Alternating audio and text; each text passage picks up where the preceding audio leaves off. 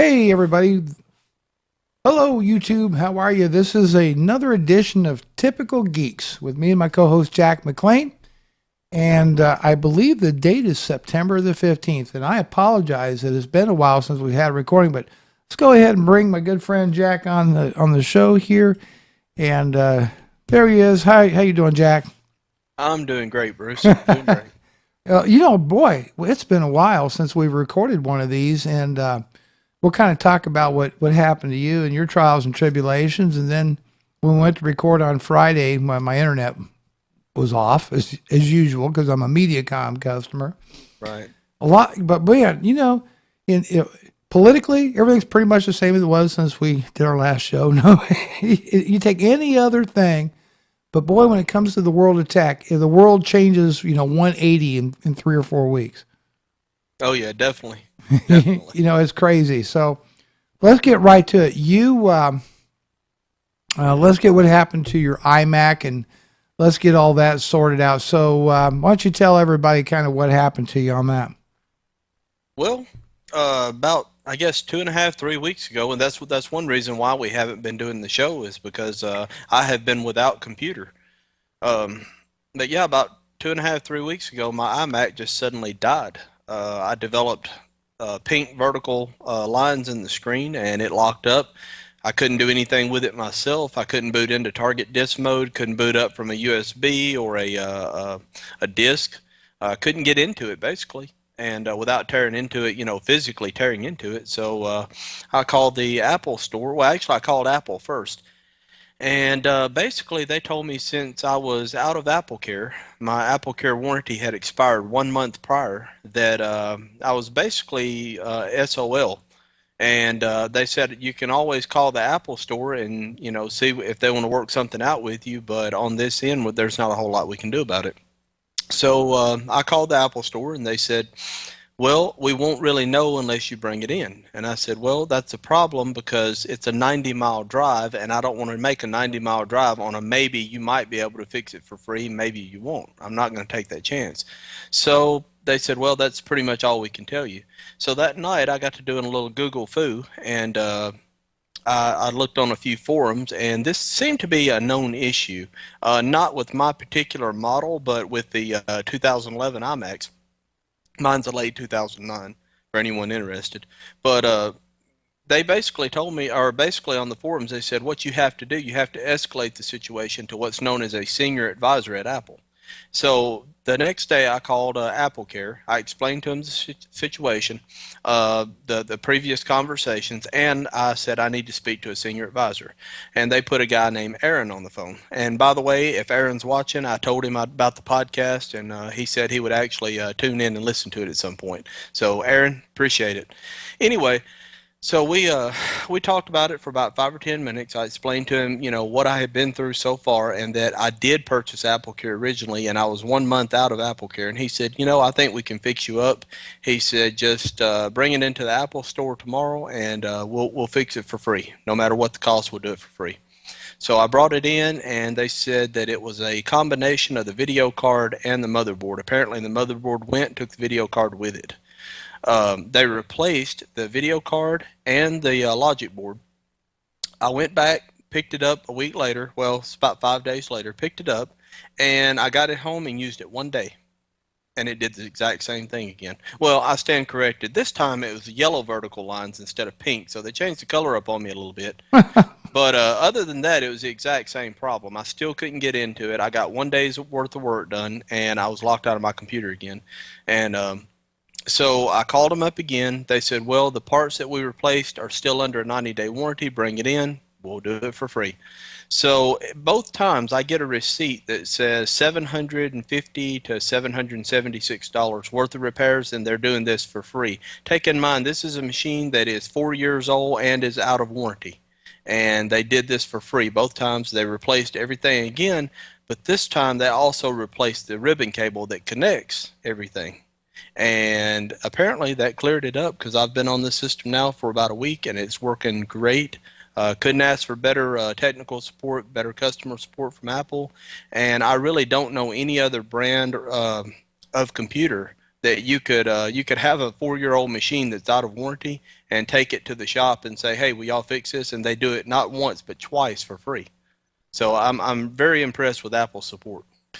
Yeah, that is impressive. And because you're right, most manufacturers, hey, too bad. You're out of warranty. We're done. Yep. It sort of makes sense because you take the Dells, the Gateways, well, HPs, all these different companies, right, the low main margin companies, and they just simply don't have enough margin. I think people just kind of assume these are disposable computers anyway. They do for the most part, Yeah. and for the most part, they're right. And I think that's what kind of sets Apple apart is when you spend the kind of and let's face it, okay, you do pay a premium when you buy an Apple product, okay? I'll admit that you not as much as some people would claim, but you do pay a premium. Some people would argue the percentage of it, but you do pay a small premium when it comes to an Apple product. Well, but there's other companies that have premium products as well. But you do get what you pay it's for. Right. It is really, I think, boils down to, Jack, that if you want a certain amount of quality, there's an entry fee to that.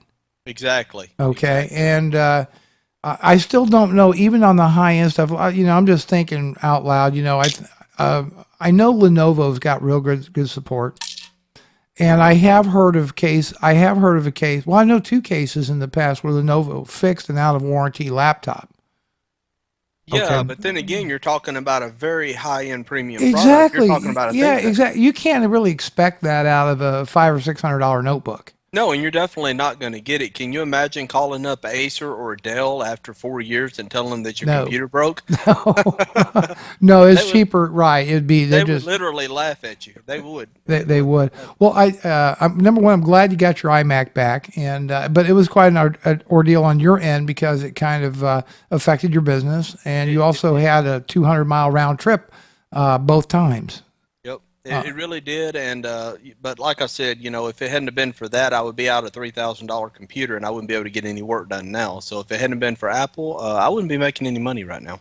So there you have it. But there is an entry fee. That reminds me, I had a Canon HV30 HD camera, all right, camcorder. And I bought it new, and with just like 1 month out of warranty, it died. And I was a month out of warranty. Same thing. And but Canon graciously offered to have me. I explained to him what I was using for. I did a live stream about technology shows, and I really think it probably had more to get the right person on the phone and explain to him what happened, as opposed to just calling a random customer service hotline at Canon. Right. No, I agree with you. It does. It takes getting the right person in the right frame of mind. Yep. To make that happen. Because I guarantee you, Jack, if you would have walked that computer into the Apple store, maybe you may not have got the same results you did except you got the right person on the phone. Right. I agree with you. So part of it, there are people in these companies that would love to help you, but if they don't know who you are and you don't know who they are, that's a little bit tougher thing. And I think, but in my case, Canon fixed it, sort of, kind of. I got it. I think within a few months after getting it back repaired, it died again. They fixed at it. Yeah, they fixed at it. So, a whole lot's happened though since you were on the last time and we were together. And one of the big stories that happened was Steve Ballmer announced his resignation from Microsoft. When you say his resignation, you need to put air quotes around it. But yeah, his resignation. I think we all know better than that. But yeah, I really think, and their stock went up right after the announcement. And I'm not going to sit here and badmouth Steve Ballmer. I'm just not going to do it. Like any other CEO, he's had some moments. He's had some PR disasters, but he's also led Microsoft to record-breaking, eye-popping profits over the last decade since he's been actively the CEO of Microsoft. I see a lot of people think that I'm anti-Microsoft. I'm actually very pro-Microsoft. My living depends on a healthy Microsoft ecosystem. Why wouldn't I want to see Microsoft survive and grow? Right. Right. And I just want to kind of make these comments towards it. I still think, in my opinion, the best road for Microsoft to go is to split into different companies, predominantly the Microsoft that handles all the business stuff, if you will, The enterprise the section. enterprise, and that retain the Microsoft name. I think that the Xbox and entertainment people need to go off and do their own thing as a separate company. The online stuff, and I'm talking the Bing and the other stuff that they're doing, I'm not so sure about. Every quarter, Microsoft loses money on this stuff. They really do. And I don't know what to make. Let's talk just briefly about the purchase of Nokia. Some people go, well, Microsoft paid the $7.8 billion for Nokia in order to get Stephen Elop back as the new CEO. And I don't think that, no, I'm not buying that for a New York second. Right. I think that they want to do their own hardware. I think Microsoft worries that, I think HTC and some others, Huawei, I'm not sure how to pronounce it. They make a Windows phone. I think HTC does, as well as Nokia. So there's several companies making Windows phones, but I think Microsoft, at this stage of the game, wants to have a lot more control in the hardware platform, and especially in the phone business. Mm-hmm. And obviously, it shows in the Surface tablet. Microsoft permanently discounted. You're saying they want control of the hardware and the software. They want. I think they look at Google. I think what they're trying to do is model their business after what they see that's working for Apple and what's working for Google. I was going to say, where have we seen that formula before? Well, and that's just the point. I mean, I don't think that's necessarily wise. I mean, if you look at the Surface thing, that's not been good for Microsoft. They lost a lot of money on that. In fact, they've lowered the prices permanently by $100. I guess Surface 2 is going to be introduced rather shortly, and so we're hearing that they're of course moving to the Haswell architecture on the Pro, and I think they're doing some. There's a new ARM type processor, something better on the RT, because that's what I hear about the RT tablet. A lot of people complain that it's slow. Mm-hmm. If that's really the biggest beef I hear about the RT tablet, that they're just it's really a hardware problem for that, as well as an identity issue. Of course, I'm the one that's going to say, man, my opinion, they should get rid of RT altogether. Mm-hmm. To me, they just need to have the Windows 8 there, the full blown deal for the Pro tablet, and eject the RT thing. That's my opinion. No, I agree with you. But I've got to be, in all honesty, I have looked at a couple Windows tablets. They were not Surface at Best Buy. There was a couple others there. I wasn't impressed with it, me personally. But I can see the Pro. I can see the Surface Pro making a nice way if you didn't want a laptop, or you could use it actually as a desktop replacement. You can do that with the Core i5 processor and the memory, the RAM, and all that. I mean, you can dock it and use it as a business class machine at work, and then undock it and use it as a consumption device. Mm-hmm. And I would think that's the place that they want to play in. But back to Ballmer, I think that whoever the next CEO of Microsoft is going to be, first off, Ballmer is not leaving without the blessing of Bill Gates. And you don't hear a lot of people talk about that. Mm-hmm. But Bill Gates is still he is still chairman of the board of directors of Microsoft and still owns a massive amount of Microsoft stock. Mm-hmm. The pressure wasn't put on to Steve to go without the blessing of Bill Gates. So there is more to this story than meets the eye than what we're hearing. Well, yeah, and that's just from the rumor mill and the forums I've been on, and from what I've heard, this is just what I've heard from from my sources and my little point of view here. But from what I've heard, there's been at least 3 or 4 other times when they have wanted to get rid of Ballmer, and Bill Gates stepped in and said, "No, that's my boy. Basically, let's give him another chance. We're not going to get rid of him. We're gonna stick this thing out." And at least 3 or 4 times he stuck his neck out for Ballmer, and this time he didn't stick his neck out for him. So Well, that's just what I've heard. the thing is, And I'm not saying it's Ballmer's fault. no, I I'm mean, not let's be saying that. realistic. I mean, I think this is the kind of business that Microsoft, first off, Steve Ballmer cut his teeth learning to run Microsoft from Bill. And Right. Bill is very much in that past where, everything was about getting the maximum number of PCs onto everybody's desktop and everybody using Windows, and everything is Windows, Windows, Windows. And that's the thinking Bill Gates had. That translated to Steve Ballmer, and that has served them well for decades.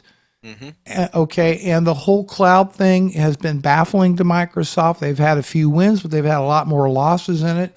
Right. And they're so mired and stuck to that historical way of doing business that every time they seem to venture out into something new, it tends not to work. Right. And I'm Well, hoping. and another thing, they're always so late to the game. They're such a huge company Well, now, it's and that's when and you made a no, really good I point. disagree. I disagree. Look, Microsoft introduced a tablet way before Apple did. No, that's not what I mean. What Okay. I mean by them being late to the game is Microsoft is an absolutely huge company. I mean, they're bigger than most people even realize they are. If there's something out there and it's making money, chances are Microsoft has tried to put their hand in it at some point, or they currently have a hand in it, okay?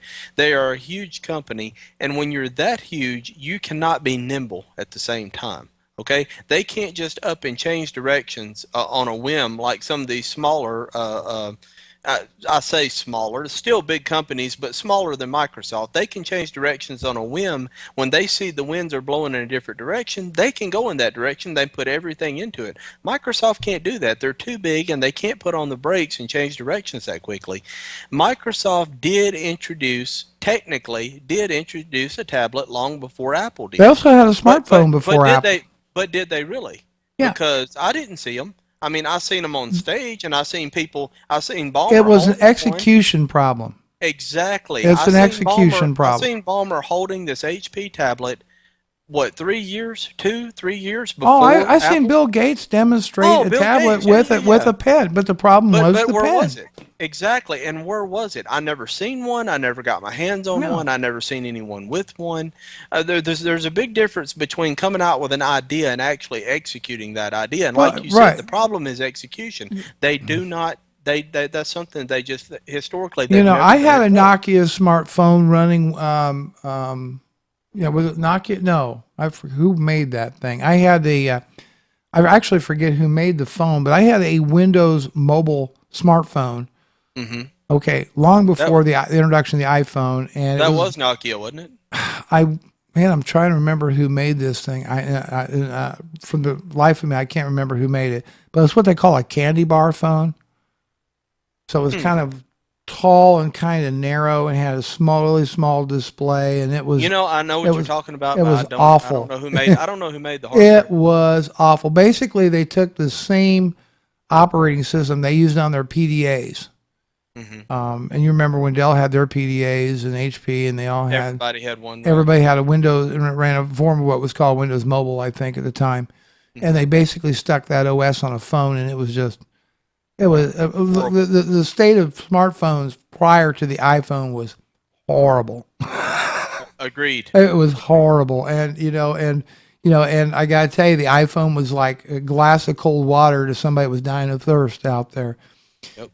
But they were enterprise friendly, I guess, and I did have a Nokia smartphone prior to the iPhone. I think beautiful phone, beautiful phone, but just trying to make it work with my email, which was Exchange, Microsoft Exchange, my email.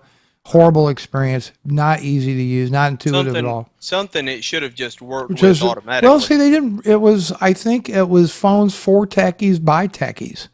Right. It wasn't for the average Joe. Hopefully you got one through your corporate IT department who had it all configured and ready to go for you. Well, back to Balmer though. I think this is probably they can go about this one of two ways. This can just be another thing, or this can be them turning over a new leaf and trying to go in a different direction. And I hope it's the latter. I hope for Microsoft's sake that they turn over, go a new direction. And I agree with you. I think the way Microsoft is going to make it in the future is split off into different divisions, have their Xbox gaming division over here, which even now they don't even really associate themselves with Microsoft. If you really look, I mean, it's hard to find a Microsoft logo or a Microsoft anything on the Xbox. So they got their own division going there. They need to split off into that, the enterprise with Office and Windows, and they just need to go in different directions and do and with the phone division going in its own direction, leave them, this is a phone division, you do your own thing, you make the best phone you can make. This is the Windows operating system division, you make the best OS and the best Microsoft Office you can make, and then you leave the gaming division to somebody else and not have one central thing trying to have its fingers in every single thing out there making money. I think that's the only way to do it for them. Well, I want to just kind of throw this in the mix. I actually had a little bit of time to spend with the Windows Phone, and I can tell you that it's not half bad. Windows Phone is not a half bad operator. I was actually pleasantly somewhat impressed. I think it was the Nokia, the 928 phone. Yeah. It's not a bad phone. I haven't had the chance to use one for any amount of time, but I have laid hands on one, and I have to say I like I like the way the operating system's laid out. I like the UI. I don't like it on desktop. Do not like it on exactly. the title makes no UI sense. makes perfect sense. But on a phone, it's absolutely brilliant. See, I always thought that they would have been better off porting that phone OS over onto a tablet and keeping the just like Apple does. Take the best of iOS and incorporate it into Mac OS. I have no problem with that. A good idea remains a good idea. Right. But basically, keep the two operating systems separate. You have a mobile OS for tablets and phones, and you got an OS for the desktop. And because Apple's, set back, and they're watching this thing, and they knew pretty much, hey, here's what's going to happen. They knew that. And now we see that we got Windows 8.1, which is kind of a half-assed apology for Windows 8 from Microsoft, going, yeah, you're right, we kind of maybe went too far too fast. But I do understand that Microsoft has to go down this road, but I don't think, and we're not going to get into the whole Windows 8 thing again, but everybody knows our feelings on that. I'm using Windows 8 right now with Wirecast to record Typical Geeks, and I have Start 8 is for my start menu and all that, and I no longer boot into Metro, and it's pretty much a lot like Windows 7 now. I've made it. In other words, did I gain anything from going from Windows 7 to Windows 8? Everybody says, oh, it boots faster, does all this other stuff faster. I've already got a rock screaming SSD in this beast. It's, it'd be negligible. Was it worth it? No. No. What did I gain? I had to basically tweak this thing to make it be like, so what did I gain from going from Windows 7 to Windows 8? Exactly. When Not you have much. to use third-party software to bring back the functionality that the previous operating system But it's solid, it's stable, it's fast. I mean, I don't have any real complaints about it anymore. I live with it, but it's certainly, and I have it, so I understand how it operates and how it works and what it does. Right. And believe me, I have no use for any of the Metro stuff. I'm still going to call it Metro. At any rate, we digress. Anyway. Let's talk about, we're going to go back to the Apple world again. And of course, the other really major thing that happened was the introduction of the iPhone 5C and the iPhone 5S. And I had told Jack that I was thinking about making a video called 5 Reasons Why Apple May Fail. And the thing is, I kept thinking how I would do this video. What would I say and make sure I got my point across properly. And it's not, first off, by fail, I do not mean that they're going to go out of business kind of fail. They're doomed. Right. It's not nothing like that. What it is, my whole point, I still may make this video. My whole point is Apple has been a company that has built its fortune since the return of Steve Jobs in 1998, I believe, built on what's called jumping the curve. And it starts out with the introduction of the iMac in 1998, right? I think Steve came back in like 97, but I think it was 1998 when they introduced the Bondi Blue iMac. That was really fundamentally jumping the curve as far as the desktop PC is concerned, because it was radically different than what was out there in the marketplace. They got rid of the floppy disk with it, and you could only get it with a CD. Remember? It introduced the USB ports. There was a lot of firsts with it. Of course, it looked dramatically different than anything on the market. So that was kind of jumping the curve. And of course, it was very much geared towards people using a computer to get on the internet. I mean, that's kind of how it had built-in Ethernet, when most their high-end competitors in the Windows world did not come with Ethernet. I mean, if you go back and watch the intro of the 1998 iMac, you'll see what I'm talking about. A lot of firsts, really, in a desktop PC. And it looked radically different than anything else. Let's face it, PCs in the late 90s were really ugly. And they were all the same. They were all the same beige boxes, and they were ugly and expensive. And that was a time we could make a case that the G3 processor from Motorola outshined the Intel. The Pentium 2s at the time. Yeah, the G3s would run rings around the Pentium 2. Processors outclassed the Pentium chips all the way up into the G5. So yeah, there was definitely a case to be made. So I'm going to say that was the first time that they jumped the curve. Right. The second time they jumped the curve was with the introduction of the iPod. Okay. Suddenly, I mean, there were already MP3 players out there, but they didn't work very well, didn't hold very many songs, difficult or next to impossible to synchronize with your media software. They were just a train wreck, Apple didn't invent it, but they got it right. They got it right. So they really took it. As far as I'm concerned, there really wasn't a decent MP3 player. So you kind of went from the Walkman, the type of player, to the MP3 player with the iPod. So they jumped the curve there. Right, and with the iPad, they didn't invent the tablet either. Like you said, Microsoft had tablets 3, 4, 5 years before. Because Apple who needs came a out pen? with the iPad, but they did it right, and they did it better than anyone else. You don't need a stylus, okay, for a tablet when you got one of these. Exactly. Okay, and so that was the next. The iPhone actually was. The next jump the curve. Oh, yeah. I forgot all about that. The 2007, Apple jumps the curve once more with the iPhone. Right. Okay, because really there wasn't a practical smartphone for the masses out there. But again, they didn't invent the smartphone. No, they did right. Not. They did not. But what there was not in the marketplace was a really easy to use smartphone for the masses. With a touchscreen. With a touchscreen. Wasn't there. Yep. Okay. So this was the next time they jumped the curve. Then here comes the tablet, which is you can make the case and say, okay, logically the tablet is a extension of the phone. It's people joke that it was a larger version of the phone, et cetera, et cetera. So why did the tablet jump the curve? Well, because it gave people the ability to have a reasonable size, easy to carry form factor for media consumption. Okay. Which basically what a lot of people bought netbook computers for was that case, and also laptops. So in a way, the tablet is the natural curve, in my opinion, of the notebook. So the tablet is the next curve on there.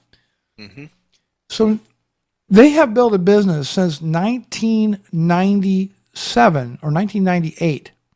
So we go back 1998 to this is 2013. So we're talking, 13 years? Or no, 15 years. 15 years, yeah. Talking 15 years, we have the iMac, that's one, the iPod, we then go to the iPhone, and then we go to the iPad. 4 major curves. This does not include the introduction of iTunes, which basically, it hasn't stopped piracy of music, but it's put a damn good dent in it and pretty much It killed off the family. revolutionized iTunes, love it or hate it, and I'm not a Yeah, fan of iTunes at all by any stretch of the imagination. I don't like it at all. I think it's bloated and I think it's nasty. But love it or hate it, iTunes revolutionized the way we get our music. It guess just what? did. Back if you go back to before iTunes really took on strong, you used to be able to go to the mall and there was Virgin stores there, and there was Goodies, Sam Goodies, or whatever they were called. That's There all were, you had. right. You had all these Right. places to buy CDs and all that kind of thing. Those stores are gone, Mm-hmm. and it's all due to one thing: iTunes. Yep. So it's revolutionized. So that was another curve that Apple jumped, was distribution of electronic entertainment. Mm-hmm. So there's at least, we're counting at least 5 different curves that's been jumped, in my opinion, by Apple over the last 15 years. It's an average of one every 3 years. Mm-hmm. And you can argue whether or not there's been more or less, but we'll just kind of stick with that. Now, Apple builds all this in that case. Now, but there's not been a new curve jump since, really, in my opinion, since the death of Steve Jobs. Now, what we can debate whether is there any more innovation left, any more curve jumping, is what I call it. Is there any more curve jumping? Is the new Mac Pro jumping a curve? No, I think it's evolutionary. And maybe not in a good way either. I'm not sold on the new No, Mac I agree Pro. with you there, and I don't. The thing is, I think the way you're looking at it, I agree with you. I do agree with you about the curve jumping, and I agree that to keep they've kind of painted them, as we talked about before.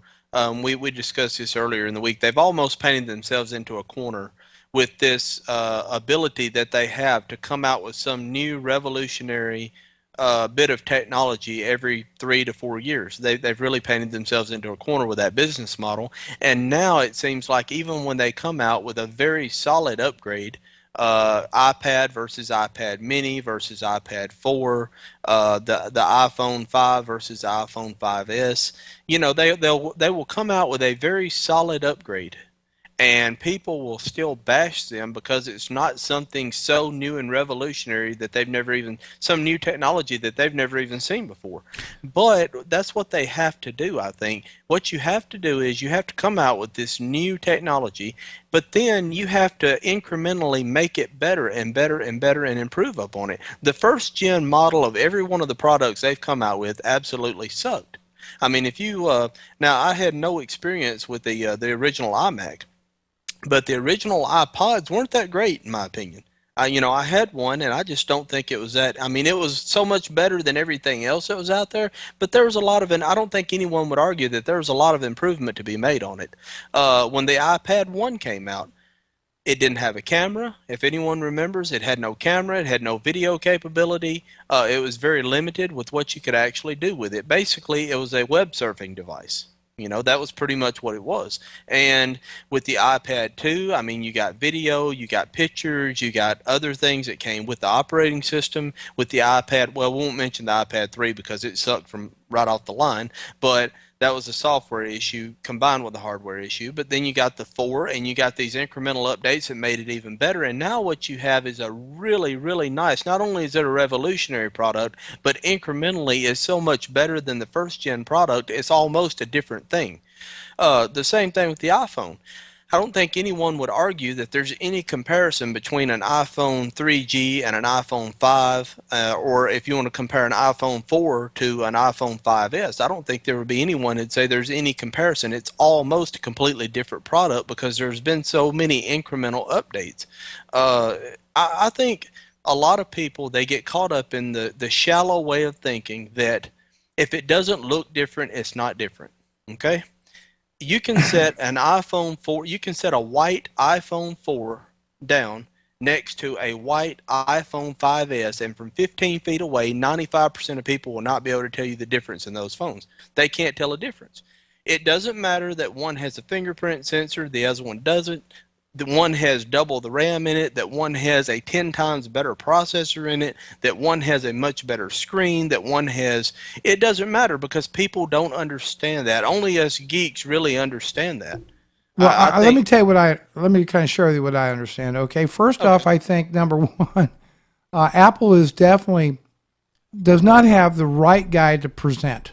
I don't know if there is another Steve Jobs out there that can present and whip up the reality distortion field that not the way he Steve did it, Jobs no. can do it. Okay, No. so that's a problem for I Apple. agree with you there. Yeah. That's a real big problem for them. Number two, we talk about, we expect every year that we should get a faster phone, more memory, do other cool stuff. Some of the innovations that they're doing in the phones, and shouldn't be discounted. For example, the 64-bit processor that we can't really take advantage of right now, but a couple years from now, it won't be no big truck to have a phone with 8 gigs, 16 gigs of RAM in it. What do we need that for? Well, if we think about the next jumping the curve, because this is, again, and this is my point. My point is that Apple stock shot to over $700 a share on the street based on Apple's past and proven history of jumping the curve. Mm-hmm. All right. And this is why the stock has taken a hit over the last 24 months, is because now investors are worried that Apple can't jump the curve. We're not saying that Apple's not going to make a lot of money. We're not going to say that Apple won't come out with some really cool stuff, but we don't believe that Apple's going to have that ability to jump the curve like they had before. But it They could. Now we could be totally wrong. Right. Okay, right. but why does a phone need a 64-bit processor in it? Maybe there's something coming down the road that they're getting things ready to go, and it would make sense if you look at the phone. If it could run 2 operating systems per se, a desktop OS and a phone OS, and it could wirelessly connect to or wirelessly dock to a monitor, keyboard, and a mouse. That one device could ultimately end up being your tablet. It could be your desktop PC, your laptop, everything all in one device. Because you know what it's really about, baby? It's about screens. Mm-hmm. It's about getting that information out of that machine and onto a screen and an input mechanism anywhere, anytime you want to. And that's going to take serious computational power, and it is quite a remarkable achievement to put a 64-bit processor in a phone form factor and give it good battery life and put it in a small thin case. So that could be the next curve that Apple may be jumping. I don't know. It's a good idea, and I think it's really good speculation on your part, though. So I'm kind of thinking, now what's another way they can jump the curve? Gaming. All right, with the M7, the motion sensor put in there. Think about this with some upgrades to the Apple TV. Imagine, beaming that game right over to your television set via Apple TV, and then with the new M7 motion sensor, have that phone as your controller, your game controller. Amazing. Apple could dominate the gaming market with that as well. So now it's a console and gaming device all in one in combination of Apple TV. So we don't know. There's a lot of directions. There's a lot of directions they can go in with this thing. Now, if I am wrong, for whatever reason, this is where some Wall Street people are betting that Apple is not going down or is running out of ideas to jump the curve, as it will. Can Microsoft still jump the curve? Absolutely. Absolutely. I'm hoping Microsoft does jump the curve. Microsoft jumps the curve all the time. They just don't execute it properly. Well, that's been their problem. It's been execution. It's not been for lack of great ideas and smart people and the resources No, they have behind plenty it. of that. They just don't. When it comes time to actually put a product in people's hands, they don't execute it. So. And then of course you have Google, and you have Yahoo is now reinventing itself. So we have all this kind of thing going on. The Apple 5, the 5S, appears to be a solid upgrade. If you got an iPhone 4S, you go to the 5S. I say what I recommend people do is skip every other generation. Yep. So like I'm an iPhone 5, I skip the 5S, go to a 6 when it comes out. I'm a 4S, so I'm going straight to the 5S. So the 5SE is going to be a great upgrade for you. Yep. Not so much for me, but for you, yes, that's going to be a much better phone. Right. So that's how I do it every other generation, and I can't wait to see what the iPhone 6 will be like. A friend of mine said that because I'd seen my stepson came by the house with a Galaxy S3 phone. Oh, wow. And it's a very nice phone, and I love the large display on that thing. Hmm. I really like that, and I was, telling I sent out a tweet saying, if Apple doesn't get on the stick, I may look at Android, and he tweeted back, well, what features that Android has that isn't available for iOS? Hmm. Well, in all honesty, I can't really talk about features as much as I can about hardware. Right. And I want a bigger display. I'm getting tired of a little 4-inch display. I want a larger phone. Hmm. Number two, I like the ability to have a phone with an SD card slot. If I want to go out and shoot a lot of HD video, I'd like to store it on an SD card as opposed to right on the phone itself and use up what the RAM is. Hmm. Okay, so I want the hardware choice that an Android phone offers me over the iPhone. I don't like being stuck with one piece of hardware. Now, the 5C, I don't know what Apple's thinking with the 5C. I really don't, because people thought the C stood for color or cheap or whatever. It's cheaper for Apple to make, but it's not cheaper. Matter of fact, Apple's going to sell this thing in China for $700. Right. $700 in China. Come on, that's more than the Chinese people making, 3 or 4 months of work or more. Right. So what are they thinking? What's Apple? That's not okay. Are we going to see people out there? Well, here's the thing: are we going to see people snapping up the different color iPhones out there? No. You know why? Because people are going to see the colored ones, the plastic ones. Go, oh, you went for the cheap iPhone. Well, I think here's what I think. People's going to get the iPhone, 5S. Look, it's right. Well, I think what they did with the 5C. I think how many. I mean, I own a 5C right now. I've had one a year. Well, how many people? Well, here's the thing. How many people out there? They have a contract and they have their kids on their contract.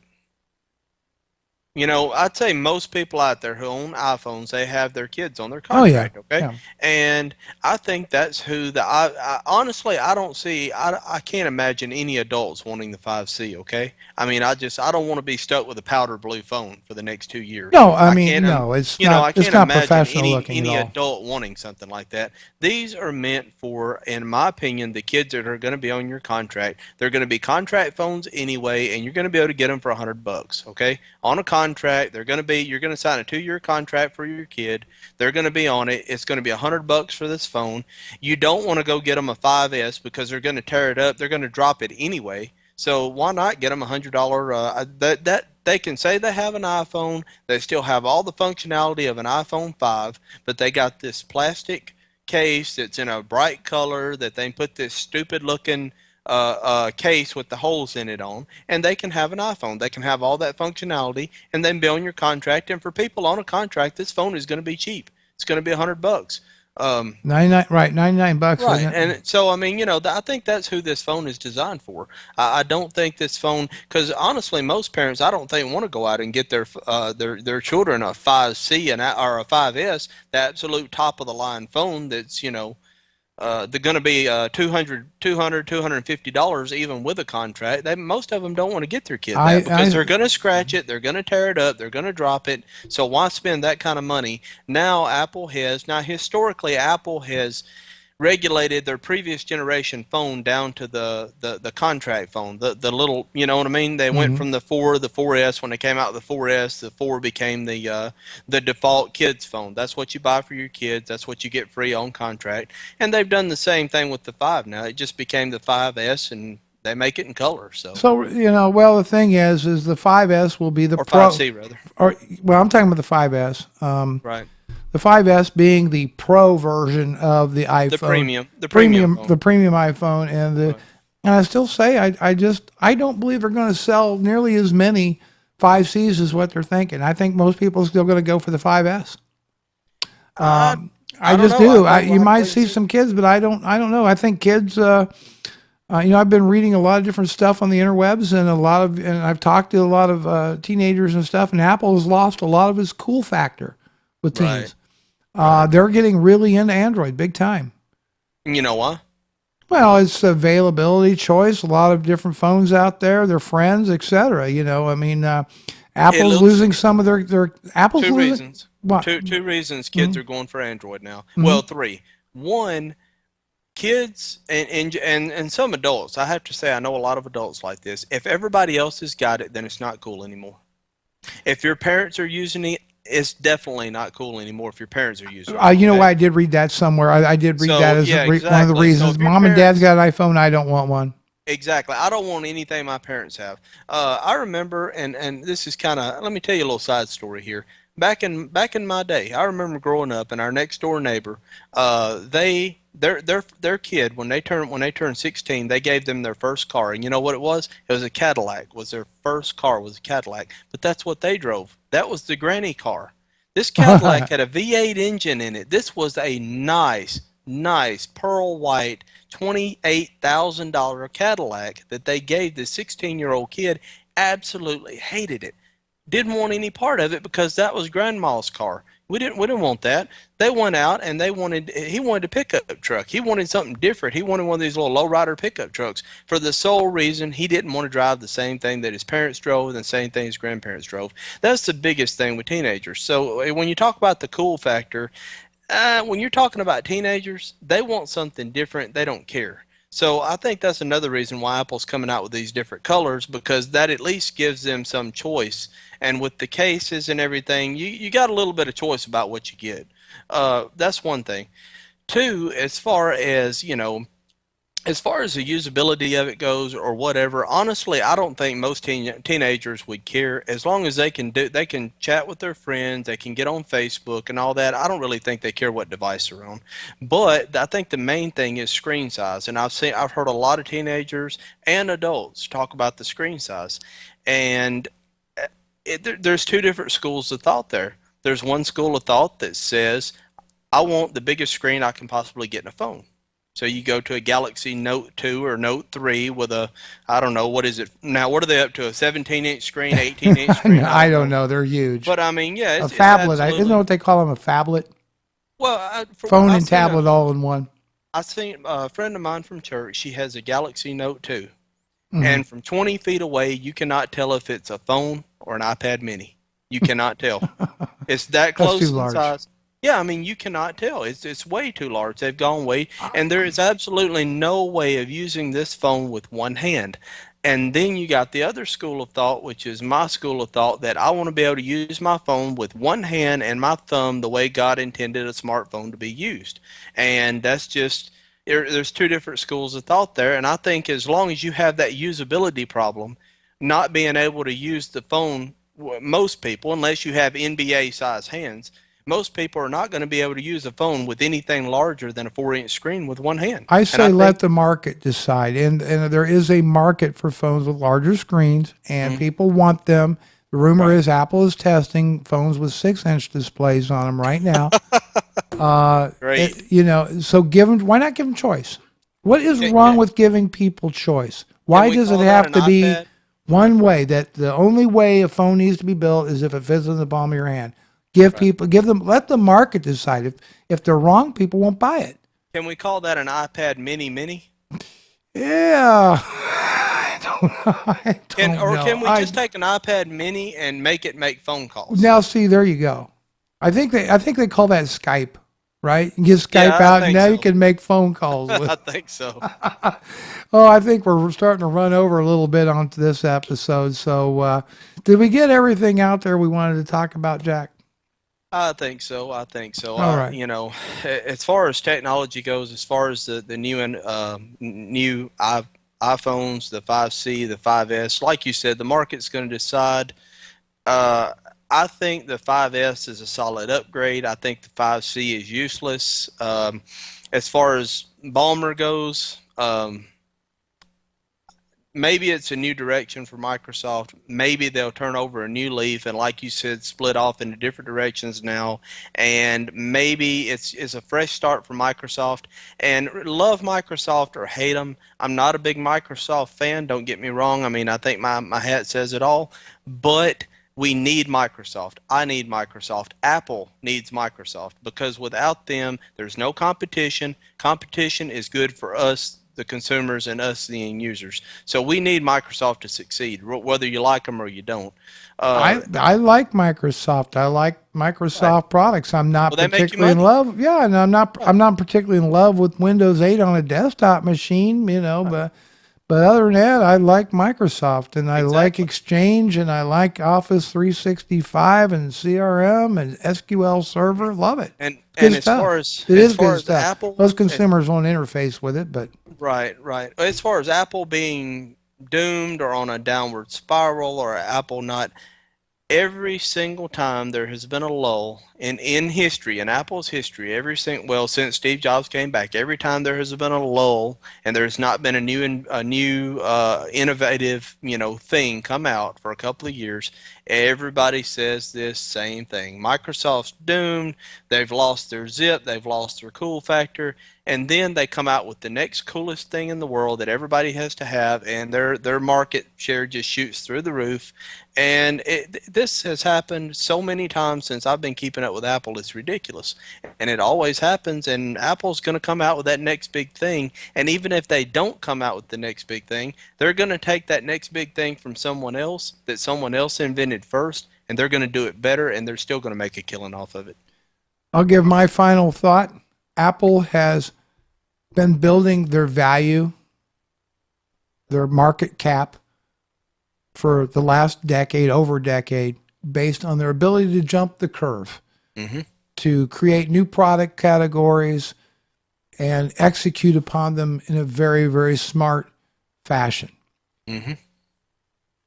Microsoft also has faced the same dilemma for decades, and they have failed to show down the road that their ability to come out with the next greatest thing is something they're capable of, and they are being punished brutally in the stock market and in the press, to the point that now Steve Ballmer has indirectly and more realistically probably been asked to resign. This could be the case for Apple should they not introduce some new product category that we're not aware of. It's very possible that Tim Cook will also be asked to leave Apple by its board of directors and by its stockholders, not us as customers. We have no say in the way the company is run and executed. The only way we can vote is when we purchase the products. And that's the best and loudest vote of all. So Apple's future, unfortunately, hinges on its ability to jump the curve. This is how they built their business, and this is how they've presented themselves to not only us as customers, but to their shareholders and their board of directors. Do they have the right team in place? So far, all signs say yes, but with caution. We'll see over the next year or two.